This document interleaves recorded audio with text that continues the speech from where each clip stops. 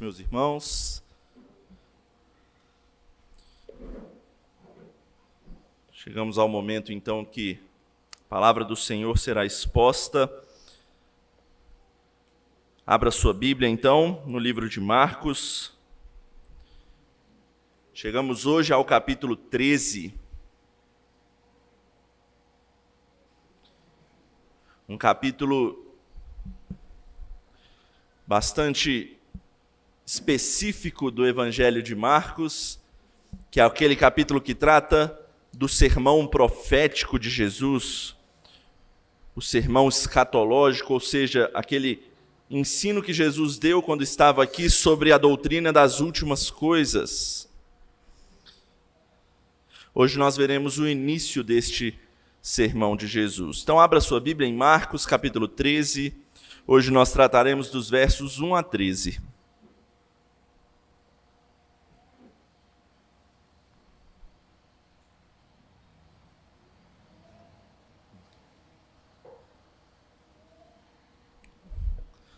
Marcos, capítulo 13, versículos de 1 a 13. Eu vou pedir para que você acompanhe com atenção a leitura do texto. É um texto que muda um pouco os temas do início para o meio. Preste atenção na leitura que eu farei e não feche a Bíblia ao acabar a leitura. Nós vamos depender dela durante toda a exposição da palavra. A palavra de Deus diz assim: Ao sair Jesus do templo, disse-lhe um dos seus discípulos: Mestre, que pedras, que construções! Mas Jesus lhes disse: Vês estas grandes construções? Não ficará pedra sobre pedra que não seja derribada. No Monte das Oliveiras, defronte do templo, achava-se Jesus assentado quando Pedro, Tiago, João e André lhe perguntaram em particular: Dize-nos, quando sucederão estas coisas? E que sinal haverá quando todas elas estiverem para cumprir-se? Então, Jesus passou a dizer-lhes: Vede que ninguém vos engane. Muitos virão em meu nome dizendo: Sou eu, e enganarão a muitos. Quando, porém, ouvirdes falar de guerras e rumores de guerras, não vos assusteis. É necessário assim acontecer, mas ainda não é o fim. Porque se levantará nação contra nação e reino contra reino. Haverá terremotos em vários lugares e também fomes. Essas coisas são o princípio das dores. Estai vós de sobreaviso, porque vos entregarão aos tribunais e às sinagogas. Serão açoitados e vos farão comparecer à presença de governadores e reis, por minha causa, para lhes servir de testemunho. Mas é necessário que primeiro o evangelho seja pregado a todas as nações. Quando, pois, vos levarem e vos entregarem, não vos preocupeis com o que haveis de dizer, mas o que vos for concedido naquela hora, isso falai, porque não sois vós os que falais, mas o Espírito Santo. Um irmão entregará à morte outro irmão, e o pai ao filho. Filhos haverá que se levantarão contra os progenitores e os matarão. Sereis odiados de todos por causa do meu nome. Aquele, porém, que perseverar até ao fim, esse será salvo. Vamos orar?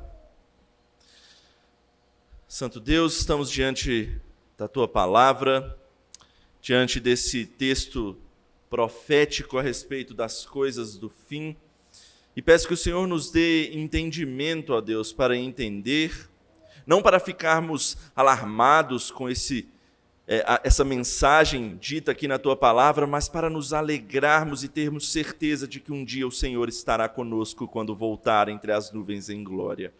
Que nós possamos almejar cada vez mais isso, é o que eu oro no nome de Jesus. Amém. Quem já vivenciou um trabalho de parto sabe como não é algo que acontece de uma hora para outra. A gente vai identificando os sinais e com eles a expectativa aumenta para a chegada do bebê. Mas às vezes as coisas demoram um pouquinho mais do que a gente espera. A maioria dessas vezes, o primeiro sinal é o rompimento da bolsa, né?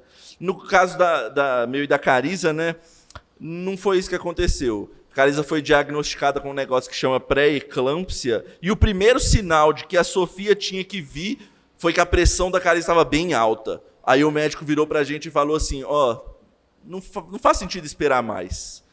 Vamos ter a Sofia? Foi um momento difícil até para a gente tomar uma decisão ali, um momento tenso. E foi como se fosse é agora. É o sinal de que é para a Sofia vir. Só que ela veio depois de 2 dias disso.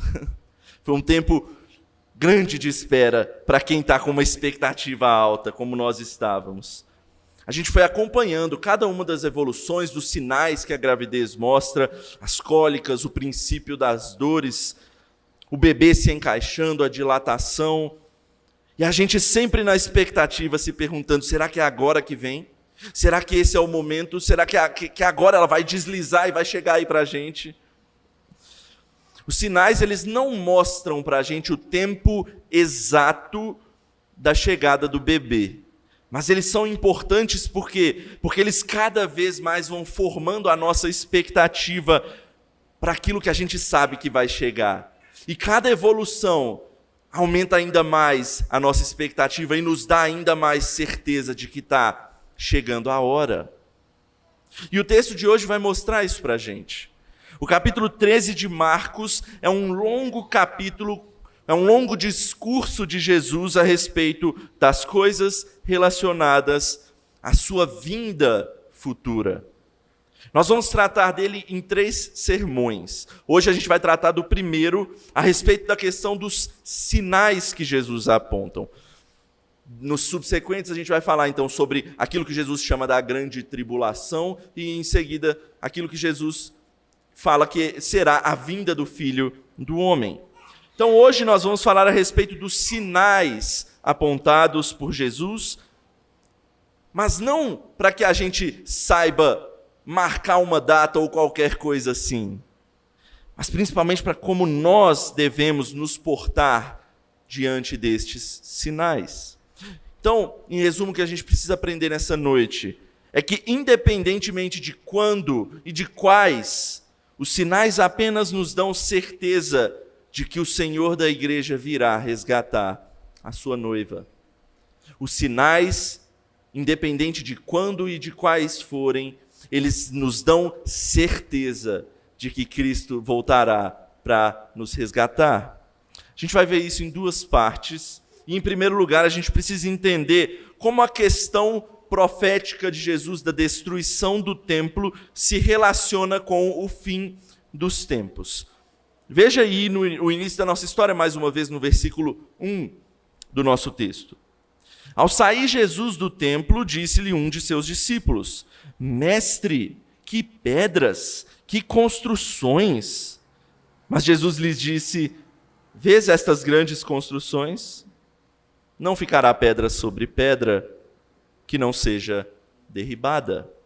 Algo interessante quando a gente vê esse texto de forma sequencial é que desde o capítulo 11 a gente tem falado sobre a questão do templo. E Jesus, desde o capítulo 11 até o final do capítulo 12, ele estava dentro do templo, ensinando ali dentro. Mas agora não, agora ele sai do templo e ele está diante do templo e ele fala fora do templo, olhando para o templo. E o que ele viu no interior do templo, meus irmãos, a gente viu que não foi algo lá muito legal. A gente viu vendilhões a qual Jesus teve que expulsar. Você lembra dessa passagem? A gente viu também infiéis, corruptos, querendo extorquir pessoas. A gente viu questionadores que só pensavam em si mesmos, querendo destruir a Jesus ali no templo. O templo era local para esse tanto de coisa errada, mas ele era tudo menos o local que ele precisava ser. Um local de oração, um local de paz, um local de adoração. E agora, Jesus, diante da parte exterior do templo, daquele belíssimo templo, ele vai mostrar o que é mais importante, o interior ou o exterior. Então, um dos discípulos, ele chega para Jesus e diz: olha Jesus, olha esse templo, olha essas pedras, olha essa construção. E de fato, o templo, meus irmãos, era uma obra, assim, magnífica, era fora do padrão. Teve um homem, a gente já passou por ele aqui no Evangelho de Marcos, chamado Herodes, só que mais antigo do que esses aqui, e ele fez várias reformas no templo para deixar o templo maior e mais belo. Por exemplo, ele ampliou as dimensões do templo, que era o templo de Salomão, e o templo agora ele tinha cerca de 300 metros de largura e 500 metros de comprimento. Para a gente ter uma ideia, é algo que cabe mais ou menos por aí uns 12 campos de futebol dentro do templo. Além disso, Herodes também aumentou a altura. Enquanto o templo de Salomão tinha 13 metros, esse templo ele aumentou para uma altura de 18 metros. O discípulo ele vira e fala: Jesus, olha essas pedras. Tinha pedras que sozinhas elas tinham cerca de 21 metros de comprimento. É maior do que essa igreja aqui, ó. Uma pedra só. 21 metros de comprimento e mais ou menos uns 3 metros de altura. Era uma pedra só para se colocar assim e se montar ali. O templo. É dito que as colunas do templo elas eram tão largas que precisava de 3 homens com os braços abertos para conseguir rodear uma delas. Mas não só as dimensões suntuosas dessa construção. O templo era um lugar belíssimo também.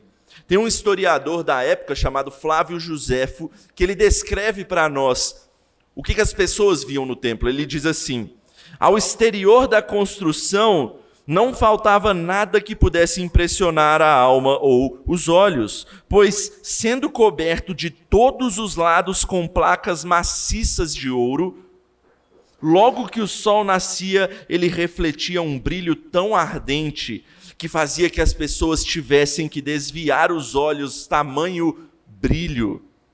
Para os estrangeiros que se aproximavam, ele parecia, à distância, uma montanha coberta de neve, porque aonde você via, se não fosse ouro, era um branco, tão puro, que chegava, doía os olhos. E para os discípulos, não sei se você lembra, mas os discípulos eles foram reunidos na região da Galileia, região do norte de Israel. E agora eles estão em Jerusalém, região do sul. Eles não estavam acostumados a ficar de olho no templo diariamente, como eles ficaram nessa última semana com Jesus. Então, era realmente algo que impressionava. Mas Jesus ele foi bem direto na resposta dele. Jesus ele não deu muito rodeio. Ele virou para o discípulo e falou: você está vendo essa construção? Pois é, não vai ficar pedra sobre pedra. Vai tudo ser derrubado. E eu creio que Jesus quer dizer 2 coisas com essa profecia da destruição do templo. Primeiro, para que serve uma construção magnífica externamente, mas com o interior podre do jeito que estava? A gente pode lembrar, por exemplo, de um texto lá em 1 Samuel, quando o rei Davi ele vai ser ungido, e aí Samuel chega e ele vê os irmãos de Davi fortes, belos, e ele pergunta: deve ser esse aqui? Deve ser aquele ali? O que Deus vira para Samuel e fala? Deus não vê como o homem vê.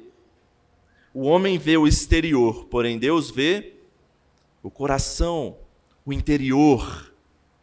E dentro do templo havia tanta sujeira, tanta corrupção, tantas más intenções. O templo não estava cumprindo o propósito para o qual ele foi feito. A grande construção, Aquela beleza toda, ela deveria ser um incentivo para que as pessoas, para que o povo no interior do templo tivesse uma prática de vida espiritual tão bela quanto o templo. Mas não era assim que acontecia. E eu pergunto, e nós? Você procura trabalhar o seu interior, o seu coração, adorná-lo, deixá-lo tão saudável quanto você faz com o seu corpo? O tempo que você gasta, talvez, na academia, o tempo que você gasta procurando uma bela roupa, o tempo que você gasta se maquiando, é semelhante ao tempo que você dedica para trabalhar o seu coração? Para que você se dedica mais? Para o seu interior ou para o seu exterior? Faça esse exercício, pense em quanto tempo você gasta fazendo essas coisas e quanto tempo você dedica em relacionamento com o seu Senhor. É importante a gente refletir sobre isso, por quê? Porque a gente, meus irmãos, é pó sobre pó, e que na morte vai voltar à terra. Tal como o templo era pedra sobre pedra, mas o nosso interior, o nosso coração, a nossa alma, essa vai se apresentar diante de Deus. E será que a gente vai estar preparado para isso? O que Deus vai ver em nós? Um belo exterior, mas também um belo interior? Porque também é importante dizer isso. Não estou dizendo que a gente tem que deixar o exterior para lá, né? Não estou dizendo que a gente não precisa adornar o nosso templo. Não, a casa de Deus, essa construção a qual a gente se reúne aqui é uma bênção. E se a gente puder embelezá-la e deixá-la mais confortável, mais bonita, melhor ainda. A gente tem que fazer o melhor para o Senhor. Mas o interior é mais importante. Essa é a primeira coisa que Jesus ensina aqui nessa profecia. Mas tem uma segunda coisa muito importante que vai se relacionar com o resto deste sermão de Jesus, né? Esse ensino de Jesus. A segunda coisa que ele quer dizer com essa profecia é que ele está fazendo uma ruptura com o templo. Porque pensa só, se o templo vai ser derrubado, como é que os judeus vão fazer os sacrifícios? Como é que os sacerdotes vão servir? Como é que vai ser a adoração do povo, que ela era centralizada ali dentro do templo? Como é que essas coisas vão acontecer se o templo vai ser derrubado? Sabe o que Jesus está ensinando então? Não haverá mais necessidade de nada disso em uma construção. A gente cantou isso, inclusive, na primeira música, né? Jesus em tua presença. Ele fala, o véu que separava já não separa mais. É o que Jesus está dizendo. Templos não serão mais necessários, porque Jesus vai cumprir tudo isso e habitar dentro do seu povo. Ele é o nosso único e suficiente sacrifício para perdão dos nossos pecados e justificação diante do Senhor. Não precisa oferecer sacrifício mais em templos, em altares. Jesus é o sacrifício perfeito. Jesus também é o nosso sumo sacerdote. Ele faz a nossa mediação para com Deus. É Ele também que agora se torna o centro da nossa adoração. Ele é o foco da nossa adoração. É a Ele que devemos apontar em todos os momentos do culto. Templos feitos por mãos humanas não são mais pré-requisitos, não são mais necessários a partir do momento em que Jesus morre e ressurge. Então essa ruptura com o templo, ela é como se fosse a inauguração de uma nova era. A gente fala que é o fim da aliança do Antigo Testamento, regida pela lei, e agora é a época da nova aliança em Cristo Jesus. aquele que é o nosso templo, aquele em que as coisas se centralizam.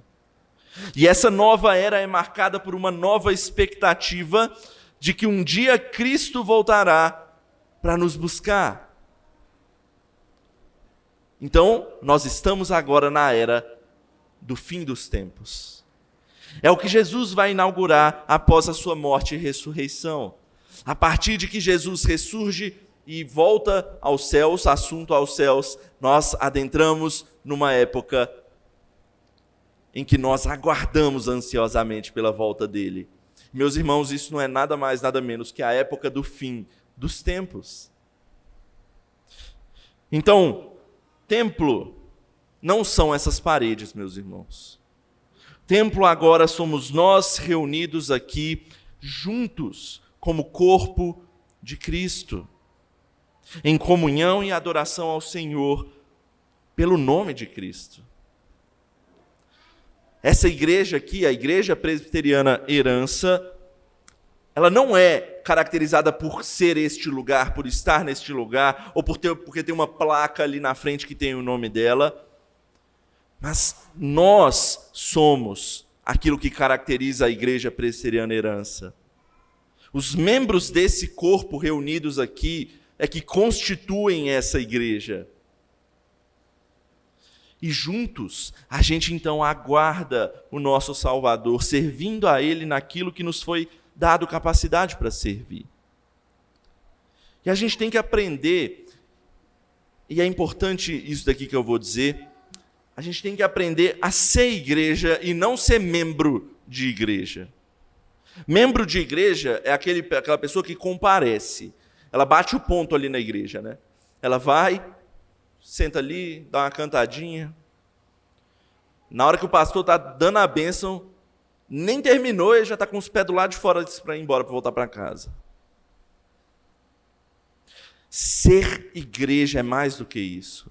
Ser igreja é se relacionar. Ser igreja é estar em comunhão.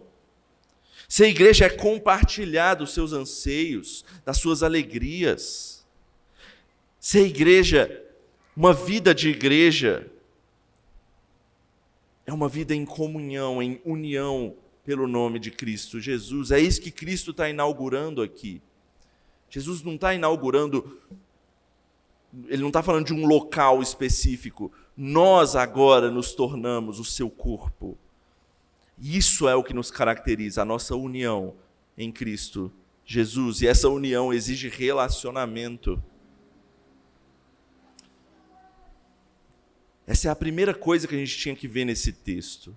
A questão do templo e da sua destruição inaugura o fim dos tempos, enquanto a igreja, o corpo de Cristo, aguarda pela sua volta. E quando os discípulos ouviram essa resposta de Jesus, eles logo se interessaram pelo tema. Porque para judeus, se o templo vai ser destruído, significa que é o fim do mundo.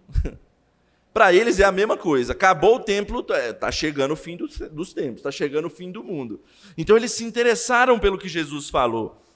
E eles queriam mais informações. Eles então questionam a Jesus quando essas coisas vão acontecer e a respeito dos sinais que vão aparecer quando essas coisas estiverem para se cumprir.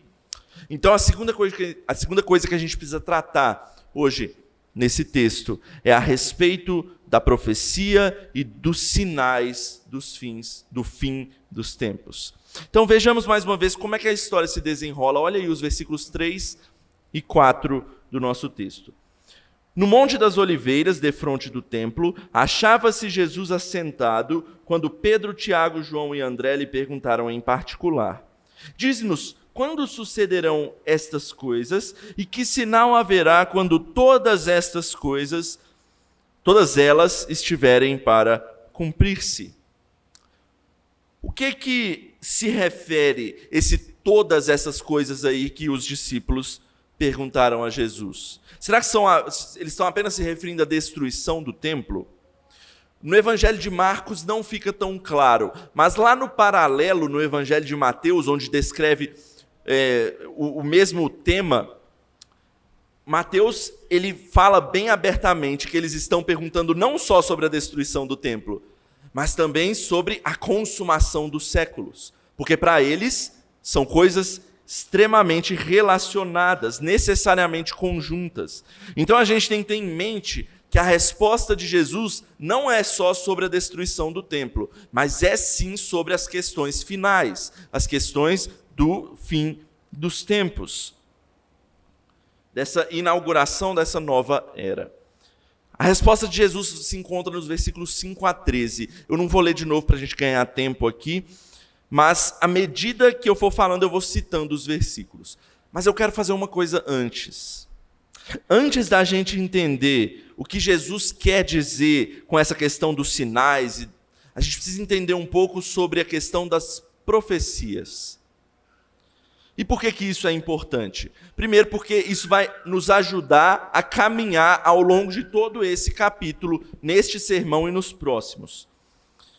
E quando a gente vê profecia na Bíblia, muitas vezes a gente se pergunta uma coisa. Provavelmente, quando você lê uma profecia na Bíblia, você deve se perguntar algo mais ou menos assim: quando é que isso vai acontecer? Ou será que isso já aconteceu? A gente sempre se preocupa com o quando, né? A gente gosta de focar nessas coisas.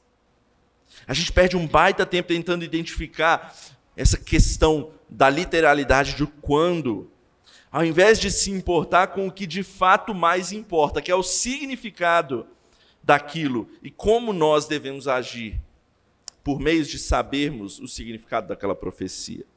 Então, é muito importante que a gente saiba a respeito de como a gente vê as profecias na Bíblia. Então, algo muito importante. A perspectiva do profeta, ao dizer a sua profecia, ela não é a mesma perspectiva que deve ser observada no cumprimento dela. Deixa eu explicar. Não é porque um profeta diz que vai acontecer A, B e C, que A, B e C vão se cumprir conjuntamente de uma vez. Não é isso que significa. Profecias muitas vezes se cumprem ao longo do tempo, às vezes em longos tempos, e muitas vezes de maneira múltipla. Ou seja, não é aconteceu aqui, pronto, se cumpriu. Não, ela pode acontecer aqui, aqui, aqui, aqui, e continuar acontecendo ao longo do tempo. Sabe aquele negócio do já e ainda não, que a gente fala muitas vezes? Ele se encaixa bem aqui. Tem muitas profecias que já se cumpriram, continuam se cumprindo, mas ainda não se cumpriram plenamente. A mesma profecia pode se encaixar em todos esses aspectos. Vou dar um exemplo para ficar mais claro. Você lembra de quando Deus chama o profeta, o patriarca, na verdade, Abraão? Deus ali faz uma promessa. E, obviamente, junto à promessa, é quase uma profecia ali para Abraão. Ele fala que Abraão dele sairia uma grande nação. E que nele todas as famílias da terra seriam abençoadas. Aí você diz, se cumpriu? Opa, se cumpriu. O povo de Israel se tornou um povo enorme. Logo depois ali de José, entre Gênesis e Êxodo, passou 400 anos e o povo já estava no Egito com milhões de pessoas. Se tornou um grande povo. Se cumpriu. Só que será que parou por aí? O povo de Deus continua crescendo. Em uma nação que hoje é muito maior do que Israel. Agora atingiu o mundo inteiro, judeus e gentios. E as nações do mundo são todas abençoadas pelos descendentes de Abraão. O descendente, obviamente, espiritual de Abraão. Porque nós pregamos o nome de Cristo. E o mundo é abençoado através disso. Então a profecia se cumpriu ali, mas ela continua se cumprindo aqui. E a gente ainda pode dizer que ela vai se cumprir plenamente quando Cristo voltar. E todo joelho vai se dobrar diante dele. E toda a terra vai ser abençoada e redimida por ele. Veja como a profecia se cumpriu no passado, mas não parou por aí. Ela continua tendo reflexos nesse mundo, até que será plenamente cumprida em Cristo Jesus. Então vejamos como é que isso se aplica no nosso texto aqui, no que Jesus diz. Jesus ele vai profetizar alguns sinais que antecedem o fim. Ele até chama esse tempo de o princípio das dores, né? Será então, muitas pessoas podem se perguntar, será então que já se cumpriu? Já passou? Se a gente aplicar o que eu falei antes, a gente vai ver que são coisas que já se cumpriram, mas que continuam a se cumprir continuamente.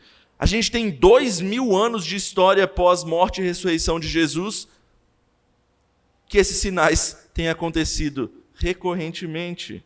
Em primeiro lugar, o primeiro sinal que Jesus fala, está aí no versículo 6, é a questão da enganação. Homens querendo se passar pelo Messias, querendo se passar por Cristo, enganando pessoas para fazer delas seus seguidores. Ao longo da história a gente teve vários desses nomes. E até hoje a gente tem. Inclusive tem até no Brasil, né, um piadista aí, Henri Cristo. Ele fala que ele é o Cristo. Mas pior até do que ele, tem pessoas que se passam por Cristo de forma mais velada.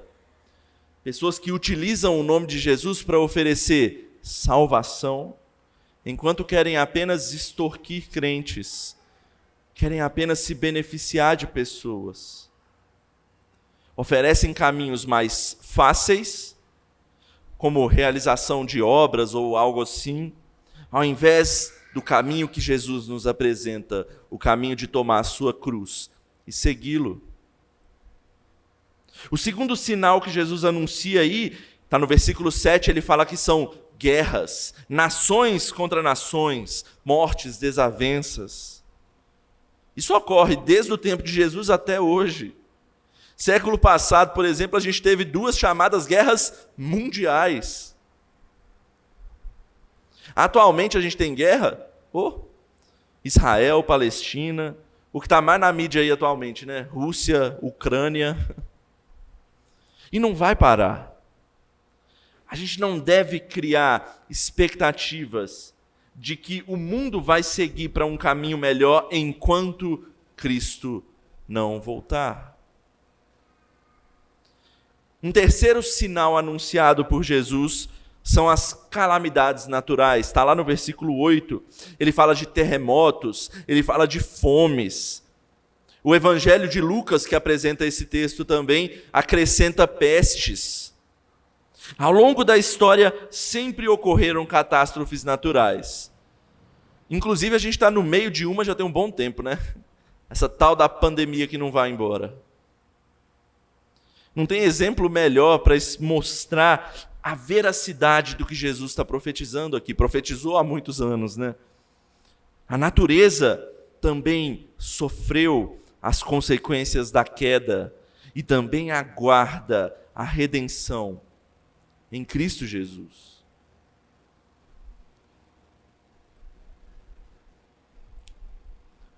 Em seguida a gente tem outro sinal, está nos versículos 9 a 11, as perseguições. Será que já parou, já acabou? Não. Lá na época de Jesus, até hoje, e vai permanecer até que Jesus volte. Cristãos, como diz o texto, sendo entregues aos tribunais, açoitados e até mortos.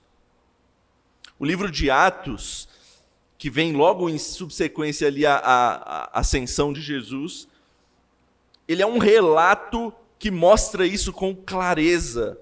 Os discípulos, os servos de Cristo, sendo açoitados, sendo presos, sendo mortos, sendo levados a tribunais. Mas até hoje isso continua. Missionários sendo perseguidos, países que não aceitam cristãos, e até em países que aceitam, cristãos são perseguidos pela sua forma de viver, pela sua forma de ver as coisas. O mundo não aceita o proceder da vida cristã. Jesus fala até que essa perseguição adentraria no seio familiar. Você viu lá no versículo 12, 13, falando que pais se darão contra seus filhos, filhos contra seus pais, irmãos contra irmãos. A gente tem um exemplo muito atual e claro disso. Nosso irmão reverendo missionário Patrick, lá no Oriente Médio, ele pregou uma moça, essa moça se converteu, ela saiu do Islã e se converteu ao cristianismo, e como é que está a relação dela com a família? Mais difícil possível. Graças a Deus, Deus está segurando ali. Mas o marido já ameaçou divorciar, o pai já ameaçou entregar ela para fora da família. Todos esses sinais duram 2000 anos, desde a ascensão de Jesus até hoje, e vão continuar até a volta de Cristo. E é extremamente importante dizer que eles não são indicativos da proximidade da volta de Cristo. Não é porque eles estão acontecendo que, agora a gente está mais perto. Não, a gente pode dizer que a gente está mais perto porque o tempo está passando, então a gente está mais perto do que longe. Quando a pandemia chegou, você deve ter ouvido falar, né? Muita gente falando, pronto, agora a gente chegou no fim dos tempos. É um sinal claríssimo do fim dos tempos. Jesus vai voltar em breve. Jesus vai voltar em breve. Mas não é porque a gente viu esse ou aquele sinal. Sinais não indicam datas, proximidade, o quando não está sendo respondido aqui. Esse é um grande problema que ocorreu ao longo da história da igreja. Pessoas marcando datas para a volta de Cristo. Cristo vai voltar não sei quando. Cristo vai... Meu irmão, não é isso que o texto está querendo dizer. Porque se tudo isso já aconteceu várias e várias vezes ao longo desses 2000 anos, como é que a gente vai saber marcar uma data? Não é isso que Jesus está dizendo aqui. Olha o que o texto, inclusive, diz no versículo 7. Você viu? É necessário que tudo isso aconteça, mas ainda não é o fim. Olha, os sinais que Jesus está apontando, eles indicam que ainda não é o fim. O que é então? Versículo 8. Jesus chama isso de o princípio das dores. É exatamente a ilustração que eu usei no início desse sermão. Jesus utiliza a palavra dores aí que é relacionada especificamente a dores do parto mesmo. De uma mulher grávida que anuncia a vinda do bebê, mas não indica o tempo exato para a chegada do bebê. Então a pergunta para nós agora, mais importante, então para que os sinais servem? E eu vou repetir, não é para que a gente saiba marcar uma data, mas para que a gente possa ter certeza de que se Jesus falou que essas coisas aconteceriam, e de fato elas acontecem e continuam acontecendo, a gente pode ter certeza que a sua volta também é certa. A gente já passa por esses tempos difíceis. A gente já está nesse fim dos tempos. A gente já vê esses sinais acontecerem. A igreja cristã passa por isso desde a sua inauguração até hoje. E tudo isso se cumprindo serve como elemento para nos mostrar que o que Jesus disse é verdadeiro e a gente pode confiar que ele vai voltar. Mas Jesus ele faz mais do que isso. Os tempos ele diz que são difíceis, né? Perseguições, calamidades, guerras. Jesus ele nos dá alguns alentos no texto também. Algumas coisas que nos deixam mais confiantes para passar por esse princípio das dores. Veja aí no texto, primeiro ele diz que essas perseguições, está no versículo 9 e 10, elas serviriam de testemunho. Não importa quantos homens caíssem, quantos homens morressem, o evangelho seria pregado a todas as nações. É importante dizer que Jesus ele não está ensinando que isso é um critério para que ele possa voltar. Não é um bolão para a gente começar a escrever assim, vamos escrever todas as nações que tem no mundo, vou começar a marcar X. Aí a gente vai marcando, ó, falta uma. Se a gente for nela, Jesus vai voltar. Não, não é isso que Jesus está ensinando aqui. É um alento para nós. Jesus está ensinando para a gente, o evangelho ele não vai sucumbir em meio a perseguições. Ele não vai sucumbir em meio a guerras e calamidades. Ele vai continuar avançando a todas as nações. É um alento para nós que Jesus está dando aqui. Um segundo alento que Jesus dá para nós no versículo 11 é que quando alguém for preso no meio dessas perseguições, estiver diante de um tribunal corrupto, algo assim, ele pode continuar confiando. Por quê? Porque Jesus deixou um consolador para nós, o Espírito Santo, aquele que fala por nós. Isso quer dizer que as perseguições e sinais do fim dos tempos não indicam que Deus nos deixou e está longe de nós. Não, Ele sempre estará conosco, por meio do seu Espírito, nos ajudando a passar por esses momentos, por esse princípio das dores. E por fim, o alento final e principal. Está lá no versículo 13. Olha o que diz o versículo 13 do nosso texto. Sereis odiados de todos por causa do meu nome. Aquele, porém, que perseverar até o fim, esse será salvo. Aquele que perseverar no nome de Cristo até o fim, esse vai ser salvo. E salvo aqui, ele não está dizendo que você vai ser salvo das perseguições, das guerras e calamidades, não. Vai ser salvo do pior dos problemas. Isso é fichinha. Vai ser salvo de um mundo cheio de pecado, de um pecado que te condena, salvo de uma eternidade distante do seu Senhor. Meus queridos, Jesus já inaugurou o fim dos tempos. A gente já está no fim dos tempos. Você pode até se perguntar, e aquela questão do milênio? A gente já está nesse milênio, pelo menos é o que nós, como reformados, cremos. A gente já está nesse milênio e aguarda a volta de Cristo. O templo, ele caiu poucos anos depois da ascensão de Jesus. Jesus morreu ali mais ou menos no volta dos anos 30, e o templo foi destruído, devastado, junto com a cidade de Jerusalém, no ano 70 depois de Cristo, cerca de 30 e poucos anos depois. Mas hoje a gente não precisa mais desse templo físico, pois o próprio Cristo habita em nós. E um dia Ele voltará para nos buscar. Os sinais já se podem ver. A gente não sabe quando, mas os sinais nos dão essa certeza. O que a gente sabe é que Jesus deixou o seu Espírito que nos consola, a certeza de que o Evangelho não vai sucumbir e a esperança de que todo aquele que perseverar até o fim vai ser salvo. Meu irmão, quando menos se espera, quando eu estava lá naquela sala de parto com a minha esposa, o bebê ele se encaixa, a dilatação ela acontece, não em todas ali, mas pelo menos na minha experiência com a Carisa. E ali as contrações encontraram o seu ápice e o nascimento acontece. E quando ele acontece, toda aquela dor, ela imediatamente cessa.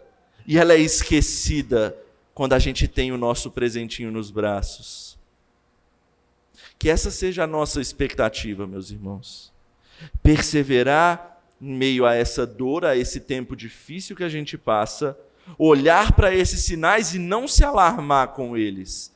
Ah, uma pandemia, uma guerra, estamos perdidos, Jesus vai voltar é agora. Não é se alarmar com esses sinais, é se alegrar ao ver essas coisas acontecendo, não porque elas estão acontecendo, mas porque elas nos dão a certeza de que se Jesus disse que elas estão acontecendo e elas realmente estão, a gente pode ter certeza que Ele realmente vai voltar para nos buscar. A gente pode ter certeza que um dia toda essa dor vai passar e nós vamos estar nos braços do nosso Salvador para todo o sempre. Amém? Vamos orar. Santo e eterno Pai, louvamos ao Senhor, ó Deus, porque o Senhor pregou este ensino tão importante, nos falando sobre a questão do final dos tempos. E Deus, que nós possamos ler esse texto e sair dele mais confiantes, tendo plena certeza de que um dia o Senhor virá para nos resgatar, mas também confiantes para cumprir o nosso propósito nessa terra, de perseverar em meio a esses sinais tão difíceis, guerras, dificuldades, calamidades. Ó Deus, que possamos estar plenamente confiantes no Senhor, de que um dia tudo isso vai passar e nós estaremos finalmente com o Senhor para toda a eternidade. É o que nós oramos no nome de Jesus. Amém.